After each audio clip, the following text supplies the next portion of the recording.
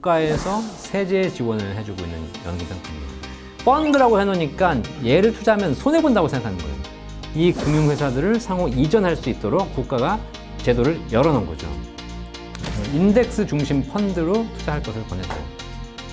한 1, 20%의 금액은 항상 유동자금으로 MMF나 CMA에 놔둡니다. 그 다음에 이제 우리가 또 고민해야 될 게 연금저축이잖아요. 예. 연금저축 뭐 들으시는 시청자들 다 잘 아시겠지만 좀 간단하게 설명하면 연금저축에 대해서 어떻게 얘기를 해주실 수 있을까요? 연금저축. 박사님. 네.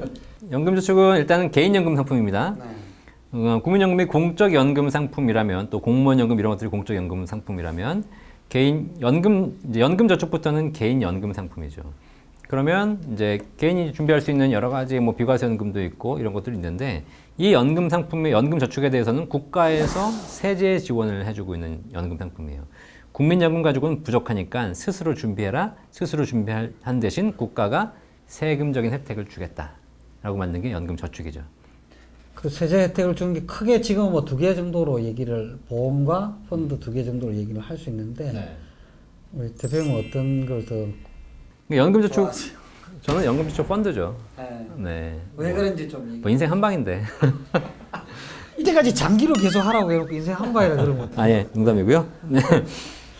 자, 사실 이제 금리가 높았을 때는 우리 연금저축이라는 상품이 은행, 증권, 보험사에서 다 판매가 했었는데 지금 은행은 뭐 거의 판매가 안 되고 있고 연금저축 신탁이라는 게 은행에 있었고요. 그 다음에 증권사의 연금저축 펀드가 있었고 그 다음에 보험사의 연금저축 보험 이 세 가지가 일단 연금저축에서 세액공제, 연말정산 시에 400만 원까지 세제 혜택을 받을 수 있는 이 상품이었는데 사실 지금 금리가 낮다 보니까 연금저축 신탁, 뭐 금리 거의 뭐 바닥을 치고 있고 연금저축 보험들도 거의 공시이율 형태로 운영되고 뭐 사업비 공제하고 이러다 보면 거의 사실 큰 의미가 없고 그렇기 때문에 실제로 연금저축 펀드를 통해서 조금의 수익을 늘려가자라는 측면에서 그냥 뻔한 이자율로 갈 것인가 아니면 일종의 좀 약간의 가능성이라도 보고 투자를 할 것인가의 차원에서 연금저축 펀드를 좀 많이 추천하고 있고요. 근데 이제 몇 가지 연금저축 펀드에 대한 오해들이 있어서요. 펀드라고 해놓으니까 얘를 투자하면 손해본다고 생각하는 거예요. 무조건 손해본다. 근데 그렇지 않잖아요. 연금저축 펀드를 가입하는 순간 기본적으로 계좌를 개설하게 되면 다 CMA 계좌가 개설되기 때문에 CMA는 뭐 MMF나 RP 투자되기 때문에 크게 원금 손실 가능성은 없고요. 그렇기 때문에 오히려 안전하게 내가 예치를 할 수 있는 것이고 그 중에서 내가 투자하고 싶은 만큼의 금액을 투자하고 싶은 비율로 투자하고 싶은 상품에다가 투자하면 되는 거니까 해도 되고 안 해도 되고 비율을 정할 수 있고 그런 차원에서 보면은 연금저축 펀드가 다른 금융기관 상품에 비해서 조금 더 유리한 옵션들을 가지고 있다. 그 다음에 이제 보험 같은 경우에는 매달 30만 원씩 꾸준하게 내야지 되는 거고 안 내면 실효가 발생할 수도 있고 이런 건데 연금저축 펀드는 내가 연간 400만 원까지 내는 한도 내에서 뭐 매달 내도 되고 아니면 일시불로 내도 되고 뭐 오늘 100만 원 그다음에 뭐 다음 달에 100만 원 내도 되고 납입이 자유롭기 때문에 내가 좀 여유 자금이 있을 때 펀드에 가입 이제 투자해서 나중에 세액공제를 받을 수 있는 그런 장점이 있기 때문에 여러 가지 측면에서 연금저축 펀드가 연금저축 상품 중에서는 조금 더 유리하다라고 좀 추천하고 있습니다. 연금저축보험처럼 두 달 안 내서 실효되거나 그럴 일이 없으니까 펀드는 납입이 자유로운 면을 충분히 활용하면 좋겠네요. 그렇죠. 네. 이제 비교할수록 사실은 보험 하신 분들한테는 어떨지 몰라도 이 상품 차이가 많이 나요. 근데 그러다 보면 나 지금 가입하고 있는데 이런 사람들이 있으면 이 사람들한테 문제를 해결해 줄 수 있는 이제 제도가 계좌 이전 제도인데 그거를 할 때 어떤 뭐 좀 고려해야 될 원칙이나 아니면 유의해야 될 사항 뭐 이런 게 있을까요? 있죠. 그러니까 연금저축이 이전된다는 걸 모르는 분도 많이 계세요. 그렇죠. 얘기 안 해주니까. 몰라요. 네. 그리고 이제 일반 비과세 연금을 가입하고 있으면서 이걸 연금저축으로 이전할 수 없냐 이렇게 물어보시는 분들도 계세요. 그러니까 일반 고객들은 연금인 줄 알았지 연금저축인지 뭐 연금보험인지 사실 헷갈리고 있는 거예요. 근데 우리가 이제 보통 생명보험사에서 판매하시는 일반적인 연금보험은 세제 지원, 그러니까 연간 400만 원까지 세액공제를 받을 수 있는 대상이 아니고 걔네들은 그냥 비과세 받는 납입 시에는 세제 혜택이 없지만 연금 탈 때 비과세 해주는 그런 것이 일반적인 생명보험사의 연금보험이고요. 그렇지 않고 납입할 때 세제 혜택을 주는 것이 연금저축이라는 상품이잖아요. 그거는 뭐 내가 보험증권이든 서류도 보면 연금저축이라고 적혀 있으니까. 근데 이 상품들은 연간 세액공제를 해주는 상품입니다. 근데 그래서 이거를 은행에서 가입할 수도 있고 증권사에서 가입할 수도 있고 보험사에서 가입할 수도 있는데 이 금융회사들을 상호 이전할 수 있도록 국가가 제도를 열어놓은 거죠. 그래서 혹시 내가 가입하고 있는 상품이 마음에 안 든다. 그러면 이 상품을 다른 금융기관 이전할 수 있습니다. 근데 이전할 때 이제 보통 걱정하시는 것이 이게 이제 사실 연금저축 상품들은 그동안 세금 혜택을 받았잖아요. 소득공제, 세액공제를 받았기 때문에 돌려받은 금액이 있지 않습니까? 이거를 이전할 때 해지하고 새로 가입하게 되면 여기서 토해내야 돼요. 응? 그리고 다시 시작하는 거죠. 기간도 5년 이상 가입해야 되는데 다시 시작하게 되면 기간을 처음부터 다시 시작해야 되는 거잖아요. 근데 국가에서 이전하는 경우에는 그런 걸 다 면제해 줬어요. 그래서 기간도 그대로 유지가 되고요. 지금까지 받은 세액공제 금액도 토해내지 않고 그대로 이전될 수 있도록 해줬기 때문에 이전하는데 크게 불편함이나 어려움은 없으십니다. 다만 이전해줄 때의 금액이 얼마가 넘어가느냐. 연금저축보험 같은 경우는 해지 환급금 기준으로 넘어가는 것이고 해지 환급금. 적립금이 아니고. 뭐 기간이 오래되신 분들은 적립금과 해지환급금이 같아지지만 기간이 짧으신 분들은 적립금은 1,000만 원인데 해지환급금은 800만 원밖에 안 될 수도 있는 거죠. 그래서 그 금액이 넘어간다는 것. 그 다음에 뭐 펀드 같은 경우에도 그날의 수익 손실이 있을 거 아닙니까? 그 손실 됐으면 그 금액이 넘어간다라는 거. 그래서 넘어가는 금액이 내가 생각보다 좀 적을 수 있다.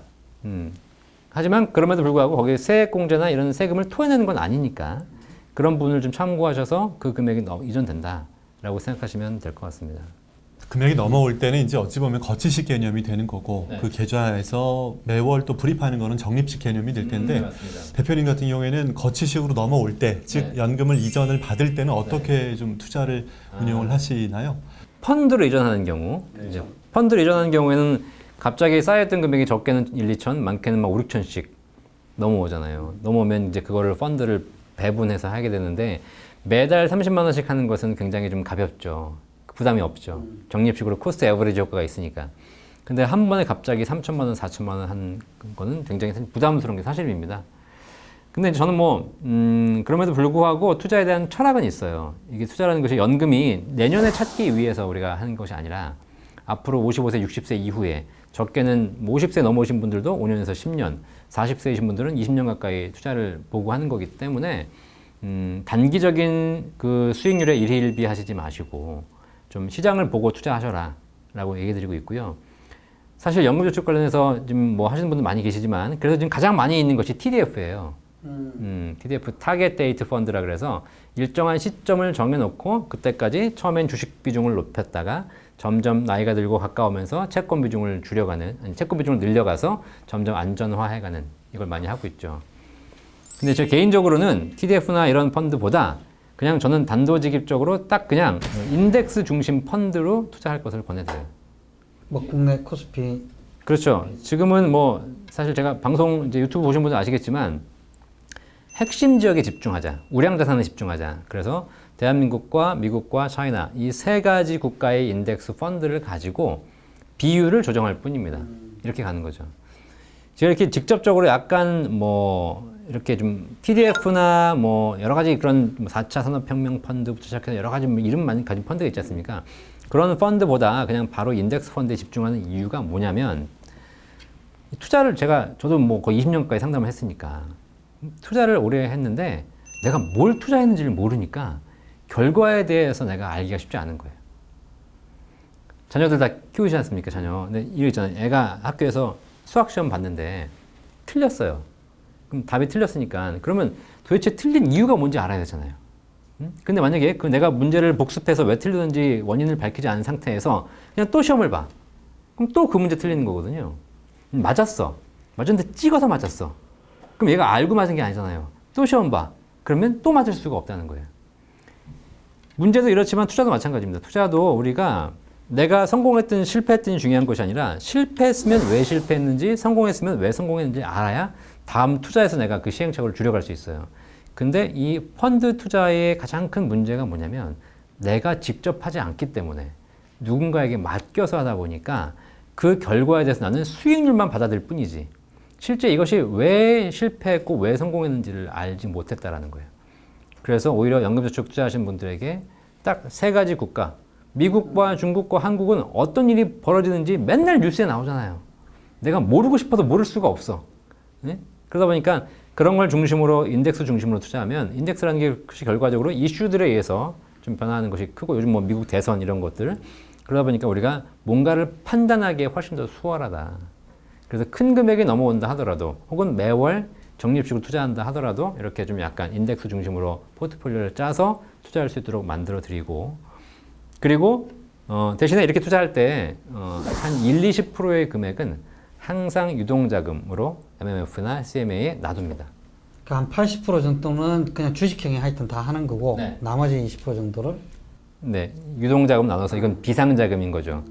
이거 왜 놔둔지 아세요? 네, 나중에 시장이 어떤 기회가 왔을 때 추가적으로 불입하려고 놔뒀는데 원래는 그런데 이게 하다 보니까 어떤 역할을 해주냐면요. 제가 투자를 요즘도 계속 이제 방송을 하고 하면서 저도 느낀 거예요. 저도 20년 하면서 이제 깨달은 거야. 이게 뭐냐면 내가 가진 돈을 다 투자하잖아요. 그럼 나는 오로지 오르기만 바라야 돼요. 그죠? 근데 내가 가진 돈을 한 60, 70%만 투자하고 30, 40%를 놔두잖아요. 그럼 어떤 일이 벌어지는지 아세요? 떨어져도 괜찮아요. 떨어지길 기다리더라고. 왜냐면 떨어지면 내가 매수할 자금이 생기지 않습니까? 이게 투자는 심리 게임 아닙니까? 결론적으로.